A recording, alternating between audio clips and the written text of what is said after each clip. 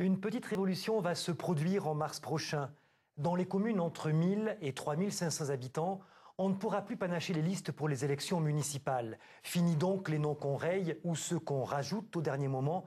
Les listes seront bloquées. Bonjour, Big Bang pour les municipales, c'est donc le thème de La Voix est libre aujourd'hui.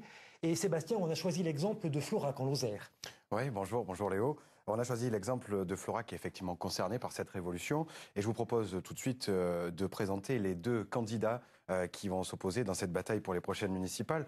Je vais respecter l'ordre alphabétique en commençant par vous, Monsieur Chauvin. Vous êtes donc candidat tête de liste de Florac Expansion. Vous êtes encarté au PS, mais vous menez une liste plurielle, une liste qui intègre tout de même une grande partie, voire la totalité de l'équipe sortante des adjoints de Monsieur Daniel Velay, le maire communiste qui ne se représente pas. À 67 ans, vous êtes donc un jeune retraité de la haute fonction publique. Vous avez exercé notamment à Florac en tant que sous-préfet dans les années 90 et vous venez de terminer votre carrière à Marseille comme inspecteur général des services de la région PACA. Voilà, et donc Monsieur Christian Huguet, vous êtes le candidat sur une liste d'ouverture qui va de la droite à la gauche. Vous êtes vous-même un homme de gauche, vous aussi, pas encarté. Vous avez 60 ans et vous êtes un retraité de RDF. Vous avez fait la totalité quasiment de votre carrière à Florac. Et vous avez participé à l'équipe sortante, mais au bout d'un an, vous avez choisi d'abandonner vos fonctions d'adjoint à la culture pour des problèmes de compatibilité de vue, on va dire. Tout à fait. Voilà, Léo, pour la présentation de nos deux candidats. Et bien donc, avant d'entrer dans le vif du débat, deux chiffres importants pour fixer les choses. Florac, sous-préfecture de Lozère, compte aujourd'hui 2029 habitants et son taux de chômage est de 13%, ce qui est plus du double que la moyenne du reste du département. Je vous propose maintenant d'écouter Emmanuel Négrier, politologue. Nous lui avons demandé quels sont les enjeux électoraux et socio-économiques de ces élections. On l'écoute.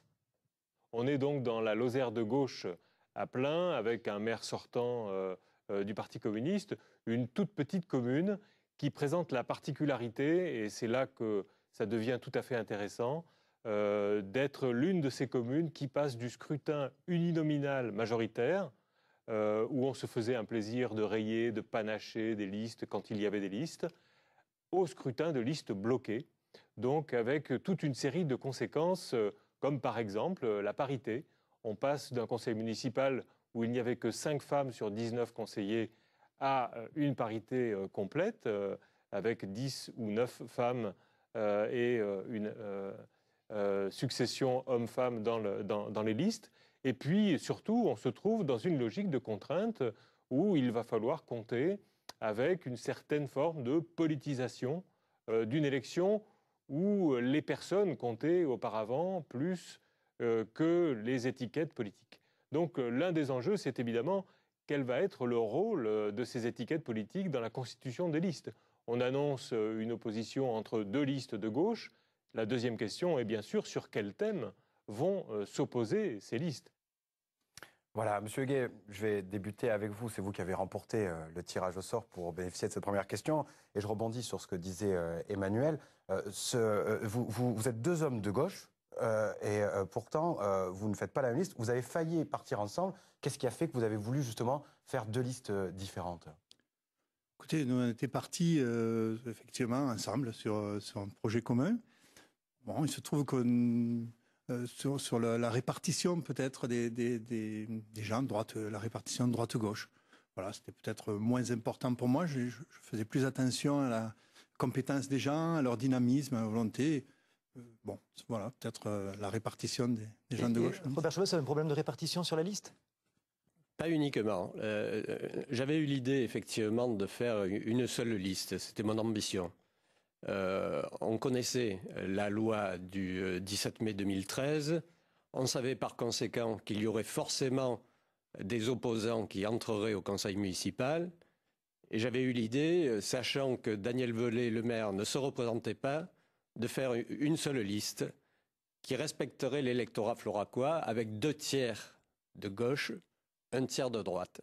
Mais naturellement, cette liste ne pouvait se faire que si on prenait quelques élus sortants.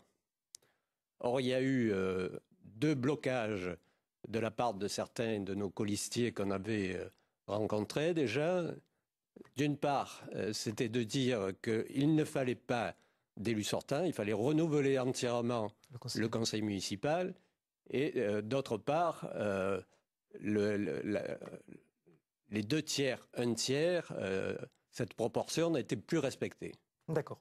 Alors, je vous propose de passer au premier thème de ce débat. Donc, c'est l'influence du mode de scrutin, du changement du mode de scrutin sur Florac. Et Sébastien, vous avez un chiffre clé à nous donner? Oui, j'ai un chiffre clé qui fait 461 et c'est le bon. C'est le bon chiffre, 461. C'est donc le nombre de communes qui ne pourront pas panacher les listes municipales. C'est 3 fois, dans le Languedoc-Roussillon, c'est 3 fois plus qu'en 2008, donc dans la région.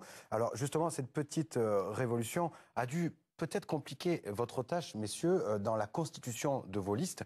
Est-ce que, monsieur Chauvin, il y a des choses difficiles qui sont nées de cette réforme? 19 personnes à parité, j'imagine dans un village, dans une ville de 2000 habitants, ça n'est pas simple.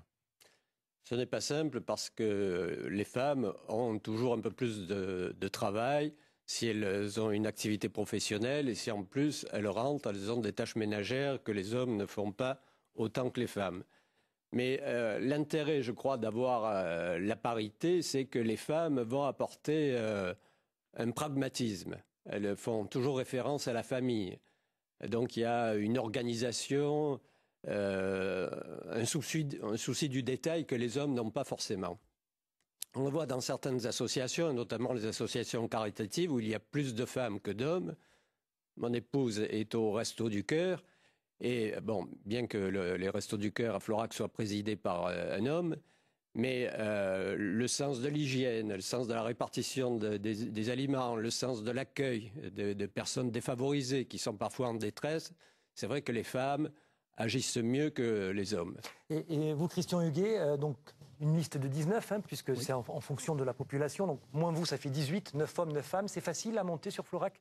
Alors oui, effectivement, ça s'est plutôt bien passé, justement parce on s'était éloigné de cette idée de politique à tout prix. Et ça s'est assez rapidement monté.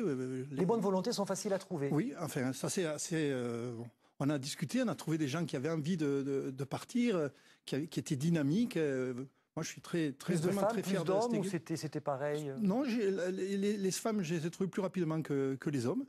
Et puis, il y a vraiment un esprit dynamique. Et ce qui est étonnant, c'est que, alors, pour reprendre les sensibilités, j'ai 11 candidats de sensibilité de gauche et 8 de droite. Donc, bizarrement, alors qu'on ne s'est pas préoccupé de ce côté-là, on faisait plus attention à la compétence, au dynamisme, à la volonté de bouger à flanc. Et pourtant, toutes les analystes, dont Emmanuel, pensent que cette réforme va politiser les débats plus qu'avant. Ça n'est pas le cas. Non. Alors, moi, honnêtement, je ne pense pas que ça politise les débats sur Florac, en tous les cas. Il y a une volonté de changement parce qu'il y avait un engourdissement, on va dire. Et là, j'ai senti dans cette équipe des gens qui ont envie d'être dynamiques, de faire repartir notre vie. Est-ce que, Robert Chauvin, lorsque vous rencontrez les gens à Florac, parce que c'est vrai que pendant des années, on avait l'habitude, dans les communes de moins de 3500 habitants, de pouvoir rayer tel nom qui ne nous plaisait pas, en rajouter un tel, etc. Oui. Est-ce que les gens, comment ils réagissent à cette modification du scrutin? D'abord, est-ce qu'ils savent que le scrutin ne va pas être le même? Et puis, comment ils voient ça? Est-ce que pour eux, on leur entrave un peu leur liberté de choix ou pas? Ah, bien sûr. Avant, ils avaient l'impression de choisir vraiment. Ils avaient l'impression d'avoir un pouvoir sur les candidats, puisqu'ils pouvaient les rayer, ils pouvaient les remplacer en fonction des amitiés, des inimitiés, parce qu'on connaissait quelqu'un.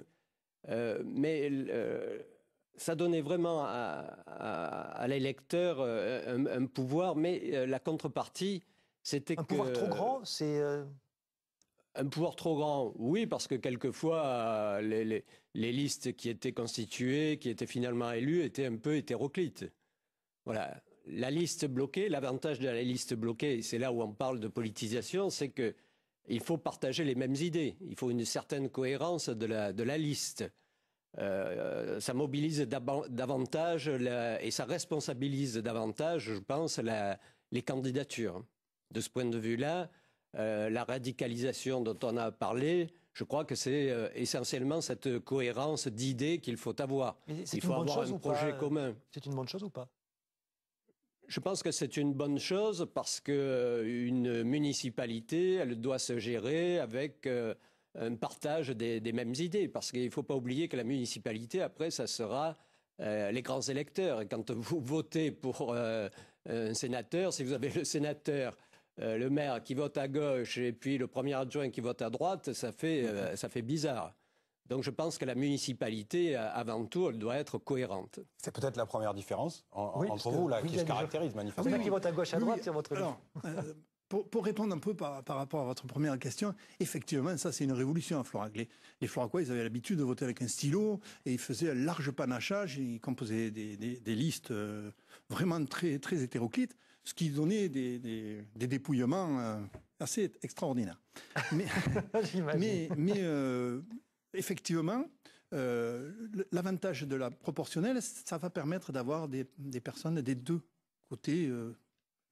Je pense que quand la politique n'a peut-être guère à voir sur une municipalité.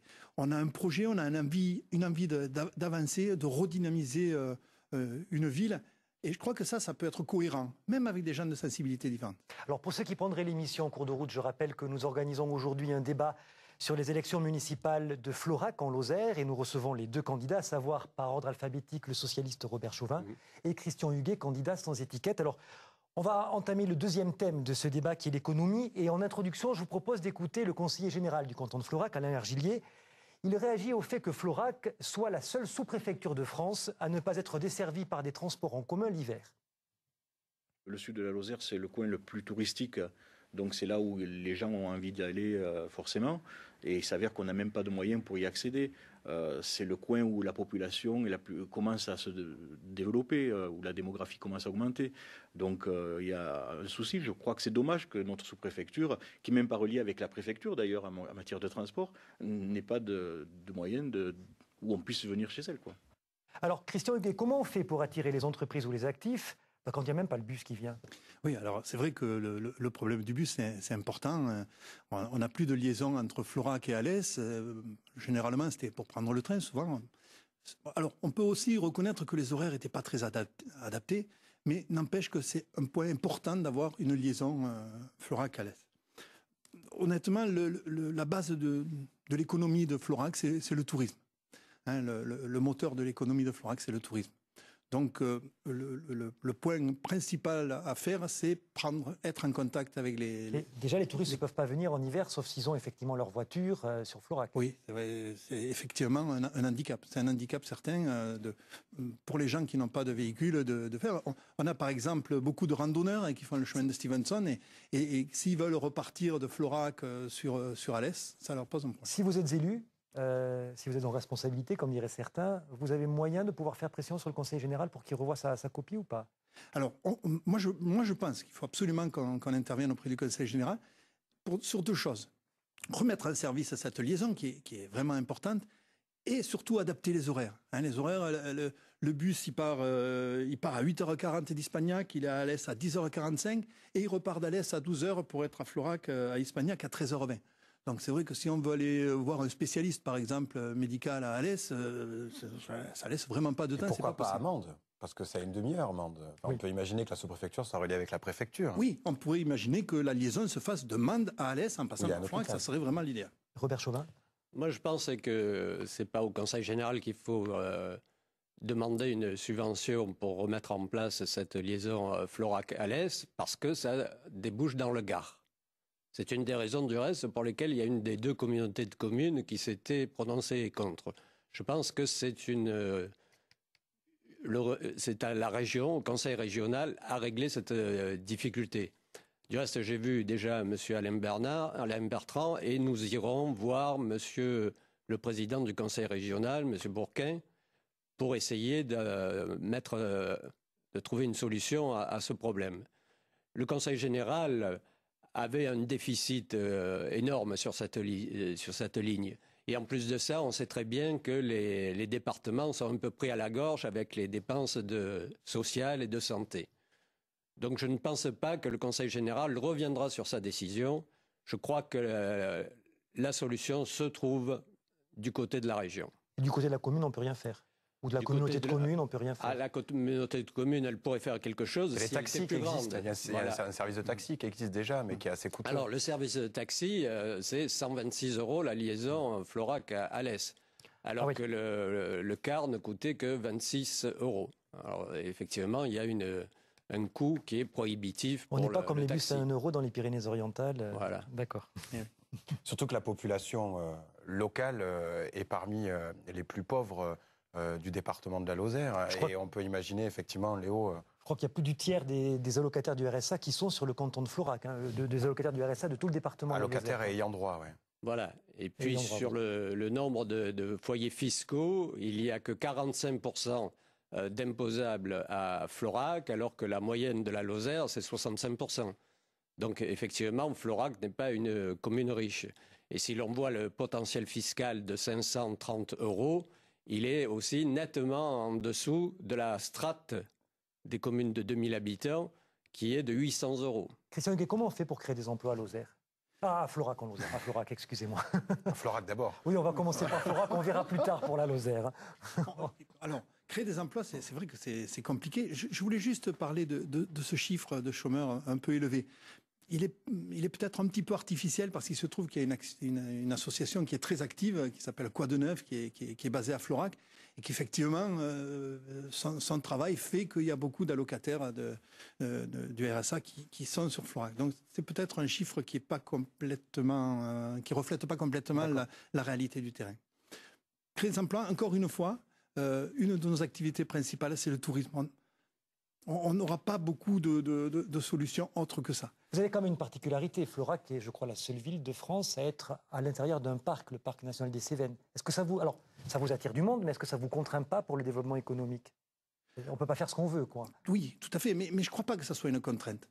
C'est une contrainte certainement pour nos amis agriculteurs, peut-être pour nos amis chasseurs, mais c'est plutôt un atout. Quand on parle de la Lozère et qu'on parle du parc national des Cévennes, c'est quand même quelque chose d'important. Le parc en image et en communication, c'est quand même quelque chose d'important pour notre ville. Et c'est le parc, le Stevenson, enfin le chemin de Stevenson, ce sont vraiment les deux grands axes de développement pour Florac au niveau touristique, ou y a-t-il d'autres pistes, M. Chauvin? Alors, tout d'abord, en ce qui concerne l'activité touristique, elle est importante.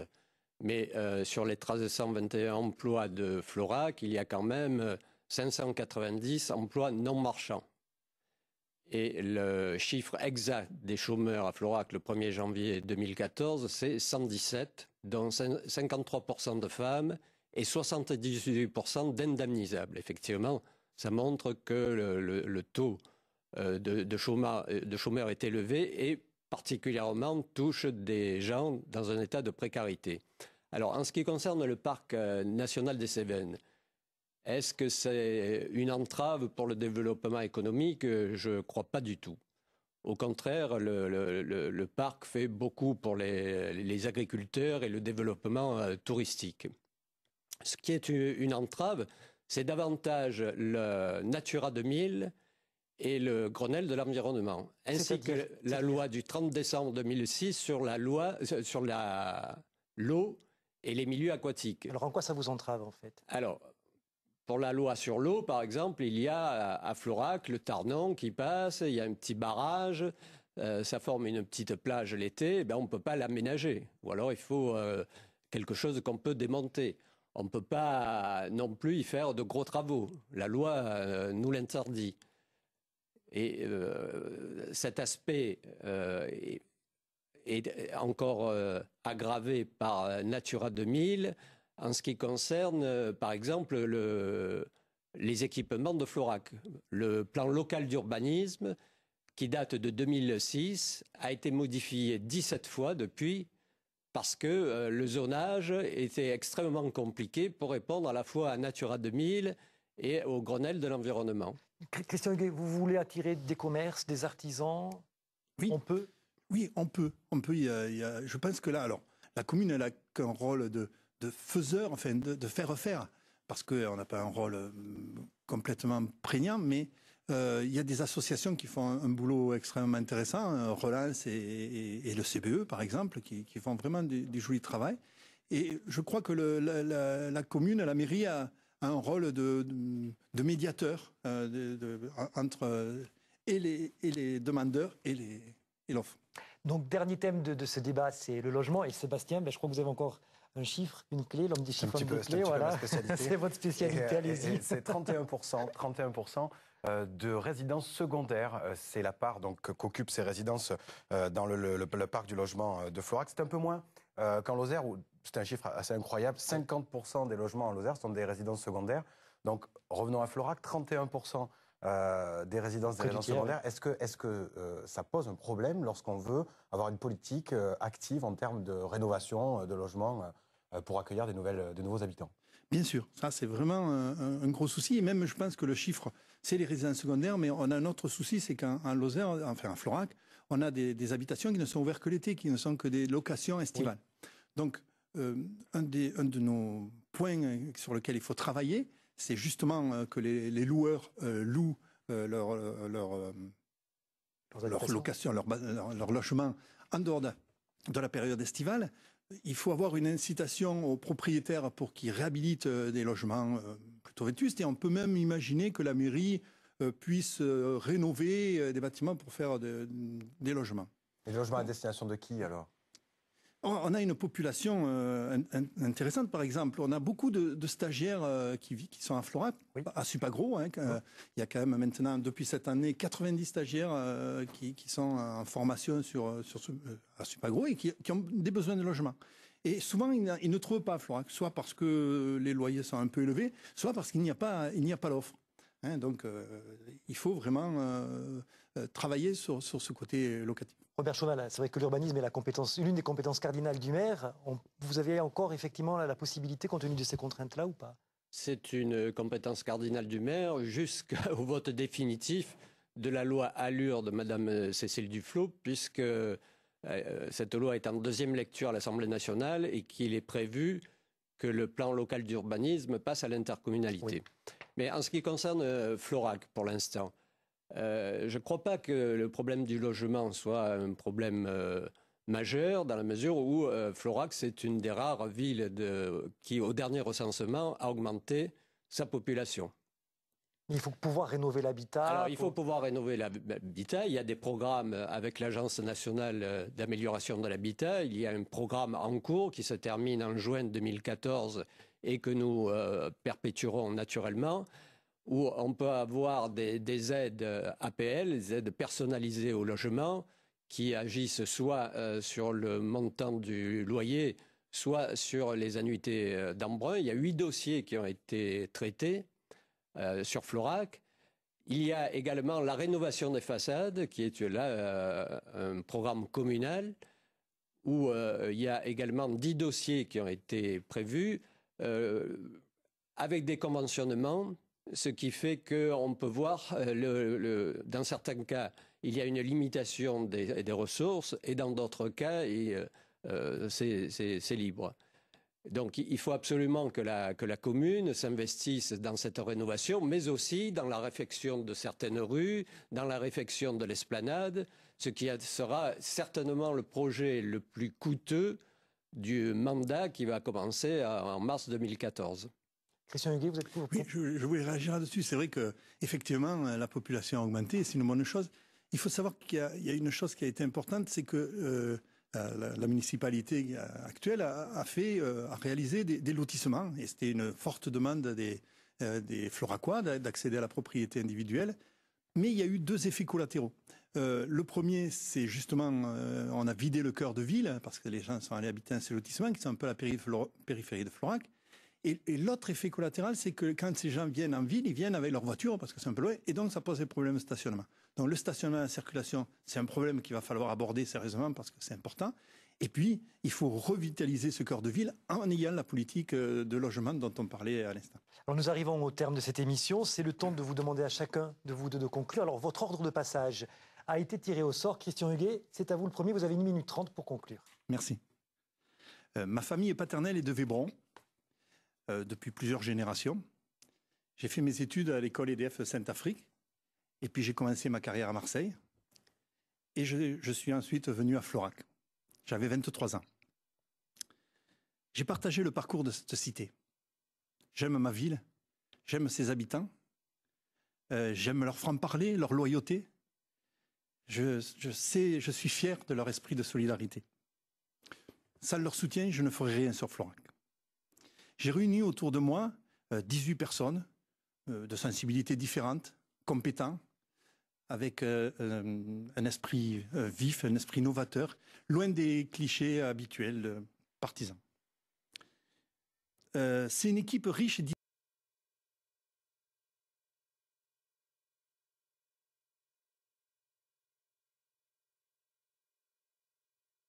idéatrice. Nous savons que les Floracois aspirent à une nouvelle forme de gestion de leur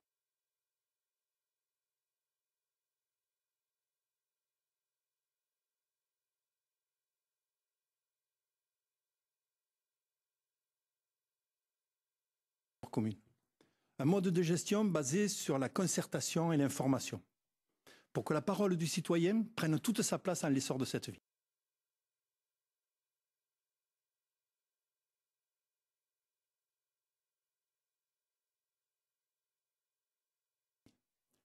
Avec mon équipe, nous souhaitons rendre Florac à ses habitants. Vous avez, pour le coup, raccourci. Oui. Robert Chauvin.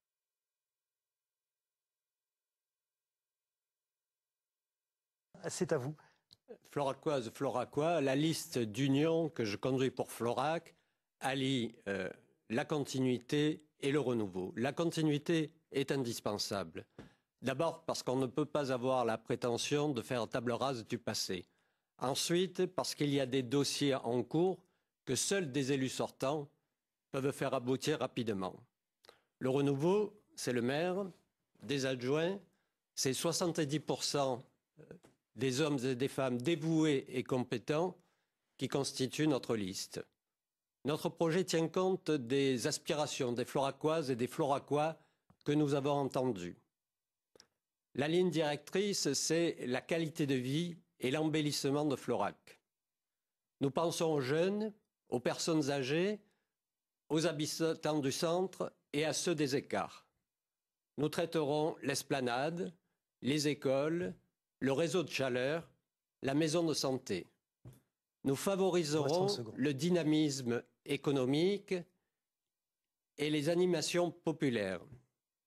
Si nous recevons le mandat des électeurs, nous le respecterons jusqu'au bout, dans le seul intérêt de Florac que nous aimons. Merci. Écoutez, donc effectivement, on arrive au terme de cette émission. On sait que pour Florac, l'enjeu sera effectivement le développement économique et le tourisme, on a bien compris. Et puis, une inconnue de taille qui va être cette révolution sur le mode de scrutin, le fait que dans ces communes qui sont entre 1000 et 3500 habitants, on ne va plus pouvoir panacher les listes, on ne va plus pouvoir jouer au jeu du chamboule-tout en disant « je ne veux pas d'un tel, mais je veux d'un tel ». Effectivement, Florac va connaître cette petite révolution en mars. On verra ce qu'il en sortira. Merci beaucoup, merci d'avoir suivi cette émission. Vous pouvez la retrouver sur notre site internet languedoc-roussillon.france3.fr. La semaine prochaine, une émission spéciale consacrée aux élections municipales de Sète. Merci. Merci Sébastien. Merci. Au revoir. Merci.